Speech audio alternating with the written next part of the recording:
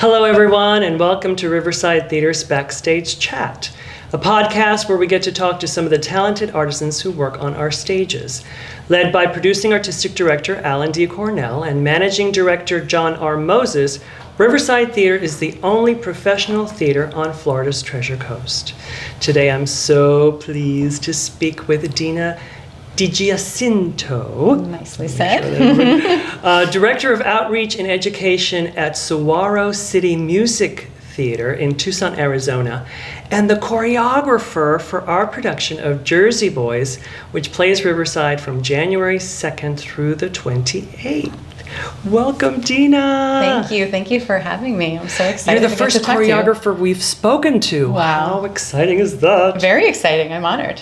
Now, we've spoken to Gail C., the director of the production, and we've spoken to the boys themselves, the Jersey Boys, or the actors who are playing Frankie Valli in the Four Seasons, which are Trevor James, Brent DeRoma, Danny McHugh, and Jason Michael Evans, and they've each spoken about why they think Jersey Boys is such a popular show. What is your opinion? Why do you think? Well, it's close to my heart. I'm a Jersey girl. Oh. And so I kind of grew up with this music and have such a deep love and connection to it.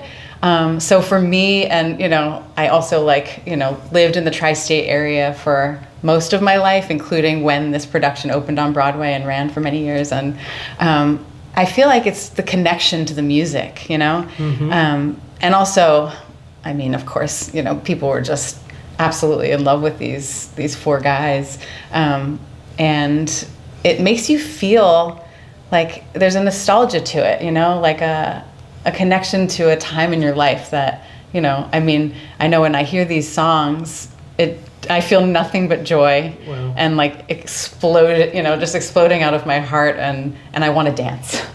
So I don't know, generally speaking, I feel like that's probably the case with most people. Right. And that's a wonderful feeling, So there's something about it that just makes you feel good, and you want to be around it and to hear it live, on stage with an incredible band, a live band and everything. Those opportunities don't come around very often, even though Frankie Valli and the Four Seasons have been touring for many years and still are, which I'm just blown away by. It's just to have this opportunity to see these guys portraying real people that made phenomenal music that touched a lot of people's lives and means a lot to a lot of people. I think that's what it is. And there's no question that songs bring back memories of a place, of a time that you were going through or someone else was going through. So definitely it will bring back a lot of memories for people of a certain age. Absolutely. Even the younger people, because those songs are redone by newer artists. So true. And for myself, I was graduating high school, to date myself, in 1994, and Oh What a Night was on the radio. Yeah. And me and all of my peers, 17, 18 years old, would go ballistic when that song came on the radio and turn it up. And that was so many years after it was released. I think it was 20 years later, and then again to know about the fact that it was a famous song in Paris, France, in the year of 2000 and translated, and it's just incredible. But you're right, it does. It takes you back to a different time in your life, and maybe it's not always a happy memory, because there are some songs that are somewhat, a little bit more melancholy. Yeah. But a lot of them are very upbeat and joyful. So to rekindle that sort of joy is really a gift. And the show is full of so many iconic songs that no matter what your age is, you will remember. But when you think of the show, and we promote it as Frankie Valli and the Four Seasons, their songs, you don't necessarily think that it's a show that needs choreography. It's interesting. With this show, as a choreographer, like I said earlier, when I hear these songs, it makes me want to dance for sure. But thinking about the Four Seasons, you don't think of them as dancers necessarily, or that there was any particular choreography necessarily that went along with what we heard on the radio, what we, remember. But when you do musical theater, there has to be choreography, and even the simplest of physical movement. You know, it's very important for the storytelling aspect of the show. And this particular show, it's somewhat like strangely challenging as a choreographer. Really? Like when I started working on it, because when you think about all the different songs the seasons perform in this show, you know, they're all different, but yet we're still doing kind of like step touch, or, you know, like there's not a lot of like variation necessarily, but there has to be some variation. Like we can't look at the same exact thing throughout the whole show. So trying to find a way to, you know, change it up and make it feel, you know, different for each number. And also the journey that the seasons went on, where they were just getting the first taste of fame, you know, when Sherry was released, and you know, what we call the big three. Sherry, Big Girls Don't Cry and Walk Like a Man. Yes. That was new, and like their movement and all of that was sort of, you know, it kind of has to go with that newness of fame. Well, if anyone wants to Google this or even YouTube it, and you see old performances of The Temptations, of the Four Seasons, of Diana Ross and the Supremes, they all had movement. They all had choreographed bits. Not to degrade bits. No, it's true. But they all had choreographed movement in their performances. So it's not something that readily comes to mind that a choreographer would be needed. But then when you really look back and think about it, yes, there was movement constantly in their presentations in their shows. Right, and part of what we remember and what we see when we look back in the videos and things like that is that no matter how simple the movement is, they're all doing the same thing. So like that does take time and preparation and rehearsal, you know, so it's kind of fun to think about like Diana Ross and you know, like all the groups like the Temptations and the Angels and that like they had to get together and practice and, you know, do all of that hard work before they went out and performed in front of thousands of people and on television and I remember things like that. seeing some clips of Diana Ross and Supremes, and when they had those big flowy dresses, they would use the dresses as part of their show. Yep. So it's incredible. Now, I've been seeing the daily rehearsal reports, and then there's reports that say, oh, band choreography. So you're also not just teaching the performers themselves, but you're teaching the band. Now, that must be a little difficult because not every person who plays a musical instrument has movement, if you know what I mean. Yeah, so we are so lucky because we have 3 horn players in this production that they're incredible. And they get to come on stage during one of the big, I don't want to do like a spoiler on this thing. It's like a pretty big number in Act 2. So you're telling people they need to come out and see it in person. Gotta see it in person. Yes. Don't want to miss this excitement. But the musicians that I got to work with and teach some choreography to, I have to say we're so lucky, and they're incredible. And while not like, you know, trained dancers or anything, I mean, they're phenomenal musicians. But they worked so hard to learn the choreography that we put together. And also it was kind of a little bit of a give and take. It was kind of a team effort, you know, because I'm not a horn player. And so I had this sort of talk with them when we first started where I was like, okay, so I've choreographed some movement, but that being said, I've never played the trumpet. Right. I don't know what you're going through when I'm asking you to do all this footwork and you're playing at the same time. So we kind of like worked together to find a good mixture of like chewing gum and walking at the same time. Very much so, yeah. And like there were a few moments where Jay looked at me and he's like, so you see what I'm trying to do here, right? And you see how that step on that count does not make sense to me. And I was like, we're going to change it. It's going to be great.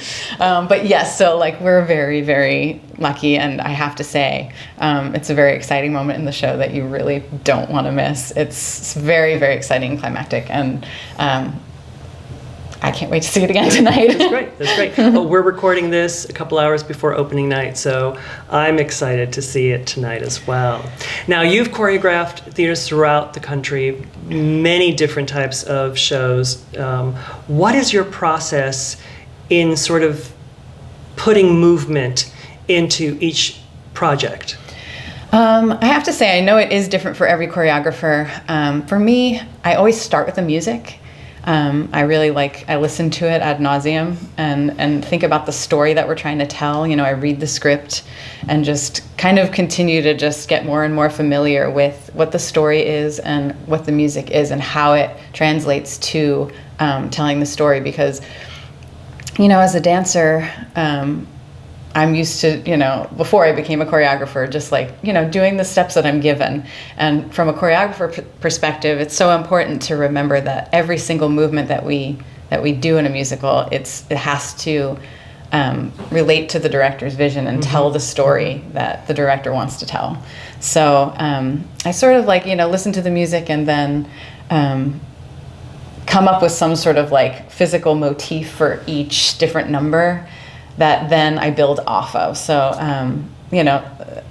I have a kind of a funny thing that I learned actually from my husband, who's also a director and choreographer, that when I get to a certain point in the number, there's a rule where it's no more dance steps. You just kind of steal from yourself, So it's you get to a point where I'm only going to use movement that we've done in this number so far for the last third of the number, So it's coming up with a motif, building off of it, and then finding ways to vary it, And then, it's been interesting too for this process, seeing it in rehearsal, the process still goes as a choreographer, because sometimes I see something and I think, well, that's not going to work. It just doesn't feel the way I was hoping it would when I'm watching it. And so, it doesn't feel natural, or it's just not telling the story. Okay. It's really, I think that's what it is. It's you go on this journey, and anything that takes you out of that journey as an audience member, it needs to be changed and or just redirected to continue on the path that we're on as storytellers on stage. So this cast has been phenomenal with kind of, I do think there's a little give and take. I like to work that way, where there's a give and take, a little bit of a collaboration from me and from the actors that I'm working with, and what feels good, because you're playing Frankie Valli, and I want you to feel amazing and right. Successful at all times during the show. So sometimes and enjoy the process and enjoy the it. Movement. Oh, absolutely, because that's the thing. As an audience member, we have the most fun when we are looking at people that are having fun on stage. Exactly.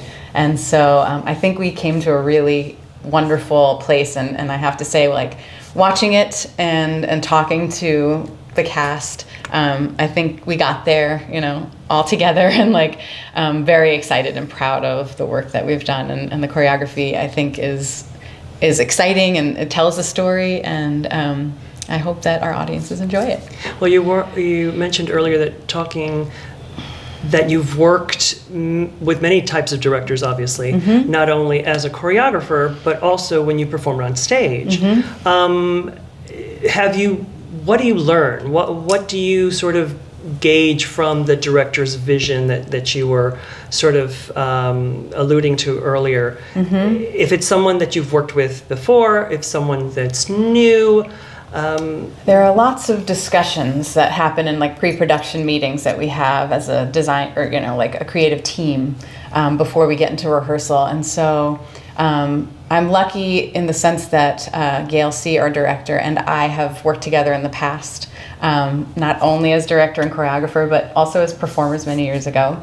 And we definitely, I would say, have very similar, what's the word I'm looking for?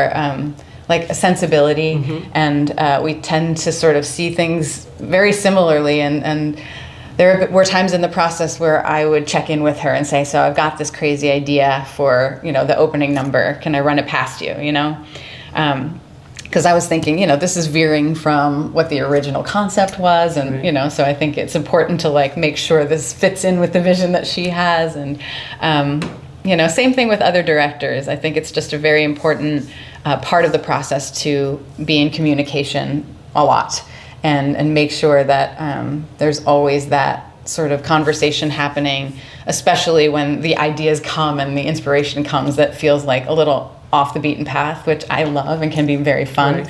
And Gail's really gone on that journey with me and has been really open to trying things that are a little bit She's different tremendous. She's tremendous. She's incredible. Yeah, she's a wonderful director. So it's wonderful. But yeah, so that's sort of where it comes from. I mean, I think it's just and if she were to say, or any director were to say, yeah, I don't think I see it that way, then it's my job as a choreographer to change gears and, sort of see it from a different perspective and approach it differently. Well, you have worked with Marsha Milgram Dodge, and you last worked with her here in our production of Evita in 2019, and you were talking about the preparation that the director does, and I remember the first day of rehearsal. I worked with Marsha in other theaters and other projects, but in here, when she did Evitas, it was something that was unique, at least in my vision. She had created this little booklet of about 40 pages that spoke about Eva Peron and the mystery and the history of Eva, and talked about the costume choices and the set decisions that were made. And she put this book together and gave it to every cast member first day of rehearsal to sort of immerse them into the show. So I understand the process of talking it out and making sure that the design team is on board with that director's vision, and then you bring in the performers. Absolutely, especially when we're talking about real people like Eva Peron or like Frankie Valli in the Four Seasons. I mean, because this is not fiction, and it's so important to make sure that we're telling the truth, to the audience. And so I really loved that. I've never seen anything like that either prior to Marsha providing us with that incredible research packet. And it's something that I learned a lot from that, because it does help. And the cast was very grateful to have that chance to sort of she made it very easy for everyone to learn and become educated on the era, on the country, on the woman, and and all see of those her things. vision right from the beginning. And see her vision, exactly. Yeah. So it makes the process a lot easier. Absolutely. Now tell us about Saguaro City Music Theater. So I am the Director of Outreach and Education for a nonprofit professional musical theater company in Tucson, Arizona. It's a very young organization. Myself and my husband and another colleague of ours started Saguaro City just a little over 2 years ago. Wow. And so we're kind of early in our growing process, but things have been going very well, and it's exciting because Tucson, Arizona has people who would love to see more theater, and we're sort of trying to fill the niche of like Tucson's musical theater company alongside Arizona Theater Company that's doing marvelous work as well. And also one of our biggest priorities is inclusive and tuition-free theater education. So that's sort of my domain there, and we're super passionate about making sure every child that wants to be a part of theater in some way or learn about it has the opportunity without the barriers of, any kind of barriers, really. It's so important, our schools don't necessarily teach about the performing arts, and it's so important to bring knowledge and the love of live performing arts to an audience that might not even know that it existed. It's so true. I mean, we have a lot of students, and like I said, we're pretty new, so even just a couple of years ago, children that never were a part of a musical, never saw a musical, and now have become like full throttle theater kids, and you can see that it's a part of who they are, like we as theater people all had that moment in our lives where we were exposed to what theater is or had access to it. And it can change your life. I mean, I know it changed my life. And so it's really thrilling to be a part of having that opportunity and that privilege to give that access and opportunity to young people. And it's one of the things I also am very impressed with and love about Riverside Theater, because I know that Riverside is doing the same thing and has a lot of outreach and making sure that there is opportunity. And that's really like... Well, there's nothing like seeing a child's eyes light up with the prospect. Maybe they'll want to pursue a career in the performing arts, maybe not. But the ability to stand in front of people and recite a poem or sing a song, it builds so much confidence in them. And guaranteed, I tell people, guaranteed, you will have to stand up in front of someone and make a presentation at some point in your life. And why not have the experience of a youngster having gone through it and have that confidence to be able to present? Absolutely. I mean, there's so many things like that theater kind of just naturally helps building skills that help kids every day in their school life, in their personal life, and socializing and making friends. And we have a lot of kids in our organization, in our educational programming, that have disabilities, and so breaking down those barriers of some kids have never had a friend that was in a wheelchair before, and it's like 10 minutes in, and it's like everybody's on equal ground. Absolutely. And you don't see any disability anymore. And it's beautiful to see those friendships, broaden and just a community forming, and see the kids, they get into the theater and they just run toward each other and they can't wait to see each other and they feel like they belong. So exciting. Because that's something that, it's so important exciting that everyone has that place Absolutely. Where they feel like they fit in. And, I know it wasn't until I was a part of theater that I really felt that in my life. And so it's a magical thing to get to watch, young people. Congratulations. Thank you. Much, much, much success. Thank you, Oscar. With this group. Thank you so You're doing much. Amazing stuff in Tucson. Thank Congratulations. you. I appreciate it. Now, getting back to Jersey Boys, we'll just finish off with one last question with regards to Jersey Boys. What would you like an audience to experience watching the show, or leaving the show having some sort of feeling? What would I like to see? I think it's naturally, when you watch the show, it takes you on a journey. And I think that it's a beautiful thing to feel, like a wide range of emotions when watching a show, which, I think that will happen naturally during the show. But I think leaving with the feeling of that it's okay if things don't necessarily go well all the time, but that there is always the possibility and the hope and potential of a really great future. Because I think that's sort of at the end of the day, what I take away as an audience member. Just, it's kind of wonderful to see all of the hard work and success of this group that then I feel like it just all paid off in the end, despite the rocky roads that, they had to kind of go down. They here were and brothers. there. They really were brothers. Yeah. They might not have been blood brothers, but they were brothers, and they stood by each other through thick and thin, coming from humble beginnings and reaching the pinnacle of success, which at points could have torn people apart. Absolutely. But still, they stayed connected, and they helped each other even through the difficult times. So absolutely. That's a beautiful thing and a hopeful thing that we can do for each other. So, and as we start the new year, all we can do is hope. Absolutely, yeah. Hope focus on the potential and the possibility of good. Well, thank you, Dena, for coming. Like we mentioned before, we're taping this on opening night and are so excited. In a couple of hours, the theater will be full of people expecting a phenomenal show, and they will get it. No in small part by your talent, so we're excited for that. So thank you so much for spending some time with us and sharing with our audiences and giving us a choreographer's look as to putting on a show. So thank you so much for having me. Thank you, everyone, for listening to another episode of Riverside Theater's Backstage Chat. I'm Oscar Sayles. Oscar Sayles. That's right. Until next time.